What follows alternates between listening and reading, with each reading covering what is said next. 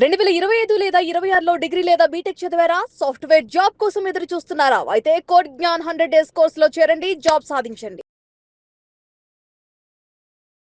Hello అండి, hi అన్న. పేరు బసీముద్దీన్. బసీముద్దీన్. ఓకే, సో ఎన్ని మంత్స్ అయింది మీకు జాబ్ వచ్చి? 4 months అయింది. 4 months అవుతుంది. ఓకే, ఎలా ఉండిందండి? అంటే ప్రాసెస్, జాబ్ రాకన్నా ముందు కోడ్9లో మీరు ట్రైనింగ్ కోసం అని జాయిన్ అయ్యారు కదా, ఎన్ని మంత్స్ కోర్స్ తీసుకున్నారు కోడ్9లో? యాక్చువల్గా నేను జావా ఫుల్ స్టాక్ తీసుకున్నాను మేడం. 6 months కోర్స్ డ్యూరేషన్ అది. సో మెంటార్స్ కానీ, మా ట్రైనింగ్ సెక్షన్స్ కానీ, క్లాస్ అయిన తర్వాత 2 hours ట్రైనింగ్ సెక్షన్ ఉంటుంది, అది కూడా బాగా హెల్ప్ అయింది మేడం. ఓకే, సో మీకు డైలీ 2 hours ట్రైనింగ్ కూడా మెంటర్స్ అవైలబుల్ ఉండేవాళ్ళు.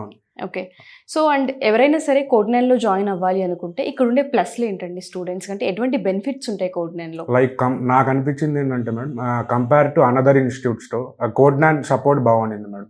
లైక్ ట్రైనింగ్ పీరియడ్స్ లో కానీ, మెంటర్స్ కి ఏమన్నా డౌట్స్ ఉన్నా కానీ ఆన్ టైమ్ లో వచ్చి మనకు రెస్పాన్స్ అవుతారు. ఏమన్నా ఎర్రర్స్ కనిపించినా కానీ విత్ ఇన్ ఫ్యూ సెకండ్స్ లోనే రిజాల్యూషన్ ఎట్లా చేయాలి ఏంటి అని చెప్పి వాళ్ళు నేర్పిస్తారు మేడం. ఎక్కడ మిస్టేక్ చేసాము, ఎక్కడ క్లియర్ చేసుకోవాలి, ఒకసారి మిస్టేక్ చేసిన దాన్ని నెక్స్ట్ టైం రిపీట్ చేసుకుండా తెచ్చుకునే దానికి మన ప్రాసెస్ మేడం. ఓకే, మిమ్మల్ని అప్స్కిల్ చేయడంతో పాటు వాళ్ళు మీకు ఎక్స్ట్రా ఇచ్చిన యాక్టివిటీస్, లేదంటే మిమ్మల్ని ఈ ప్రాసెస్లో కూడా ఒక స్టూడెంట్ అనే వాళ్ళు ఇలా ఉండాలన్న పాయింట్లు ఏమైనా ఎడ్యుకేట్ చేశారా?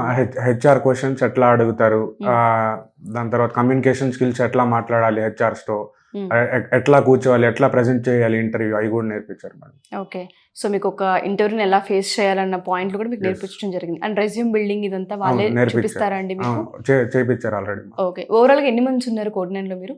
నేను 6 months కోర్స్ డ్యూరేషన్ మేడం అని, నేను +1 month ఎక్స్ట్రా ఉన్నాను. ఓకే, సో ఓవరాల్ గా మీరు 7 months అక్కడ టైం స్పెండ్ చేశారు.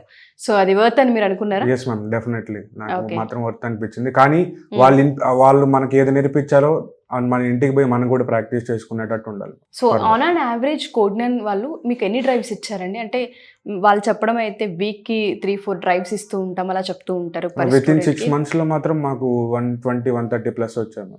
ఓకే, ఓకే, సో అప్లై చేసే ప్రాసెస్ ఎలా ఉండేది మీకు అక్కడ? పోర్టల్ ఉంటుంది మేడం మాకు, ఆ పోర్టల్లో అప్లై చేసుకోవచ్చు, లేకపోతే మెయిల్స్ వస్తుంటాయి. మెయిల్స్ లో చూసి మనకి ఏ ప్రొఫైల్ బాగా అనిపించిందో దానికి చూసి అప్లై చేసుకోవచ్చు. సో ఎంత ఎల్పిఏతో జాబ్ క్రాక్ చేశారు? ఏ కంపెనీలో జాబ్ క్రాక్ చేశారు? 3.2 LPA మ్యామ్, క్యాప్జెమిని. సో ఎవరైనా సరే కొత్తగా ఈ వీడియోస్ చూసే స్టూడెంట్స్ అయినా పేరెంట్స్కి అయినా మీరు ఇచ్చే సజెషన్ ఏంటి? ఎందుకంటే రెసిషన్ అంటూ ఉన్నారు, అండ్ అప్ స్కిల్ అవ్వడానికి రైట్ ఇన్స్టిట్యూట్ ఈ టైంలో చాలా చాలా అవసరం. స్కిల్ ఉంటేనే హైర్ చేసుకునే ప్రాసెస్ ఉందన్న పాయింట్ కూడా వింటూ ఉన్నాము. సో కోడ్9లో జాయిన్ అవుతే డెఫినెట్గా జాబ్ క్రాక్ చేయొచ్చు అంటారా? అప్ స్కిల్ అయ్యే అవకాశం ఉందా? ఎస్, డెఫినెట్లీ క్రాక్ చేయొచ్చు మేడం. కానీ బ్లైండ్గా నేను ఏదో జాబ్ చేయాలి అట్లా కాకుండా, నేను నేర్చుకోవాలి ఏదో ఒకటి, జాబ్ లేకపోయినా కానీ నా దాంట్లో వర్త్ ఉండాలి, నేను ఫ్యూచర్గా గ్రో అవ్వాలి అని చెప్పి స్కిల్స్ కానీ డెవలప్ చేసుకుంటే డెఫినెట్గా బ్యాక్ స్టెప్ వేయకుండా చేసుకుంటే మాత్రం డెఫినెట్గా జాబ్ మాత్రం క్రాక్ చేయొచ్చు. ఓకే, చాలా మందికి కోడింగ్ అంటే, టెక్నికల్ నాలెడ్జ్ అంటే కొంత వీక్ ఉంటూ ఉంటారు అండ్ భయపడుతూ ఉంటారు.